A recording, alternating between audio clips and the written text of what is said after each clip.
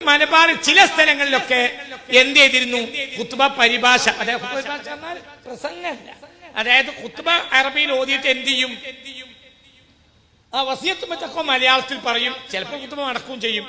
അങ്ങനെ അവസ്ഥ ഉണ്ടായിരുന്നു. പക്ഷെ അത് പൂർണ്ണമായി നിർത്തൽ ചെയ്യാൻ ബഹുമാനപ്പെട്ട സമസ്ത തീരുമാനിച്ചു. അതെങ്ങനെ ഉസ്താദെ നടക്കുക? സമസ്തം തീരുമാനിക്കല? ഇസ്ലാമിന്റെ നിയമവും കാര്യങ്ങളൊക്കെ ഇല്ലേ?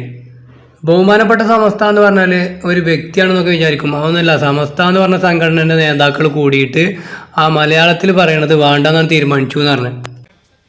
മീജയിൽ കൂടിയ സമസ്തയുടെ കമ്മിറ്റി മുഷാവറ അത് വിദേഹത്ത് മുങ്കറത്താണത് ഒഴിവാക്കണമെന്ന് തീരുമാനിക്കുകയും നമ്മുടെ നാട്ടിലല്ല വലിയ അലയലി ഉണ്ടായി. എന്റെ വാപ്പ സമസ്തയുടെ ആളായതുകൊണ്ട് അതിനുശേഷം പിന്നെ മഹല്ലിൽ പള്ളിയിൽ പറഞ്ഞു, ഖത്തീബ് കേട്ടില്ല, മുത്തവല്യ ഖത്തീബിന്റെ ആളുമാണ്. അപ്പൊ അതുകൊണ്ട് മാറ്റം വാപ്പാക്ക് കഴിഞ്ഞതും ഇല്ല. അപ്പൊ വാപ്പ എന്ത് ചെയ്യും, പുറത്ത് ചുമക്കും ഒരു അനവധി കാലം, എത്രത്തോളം എന്നൊരു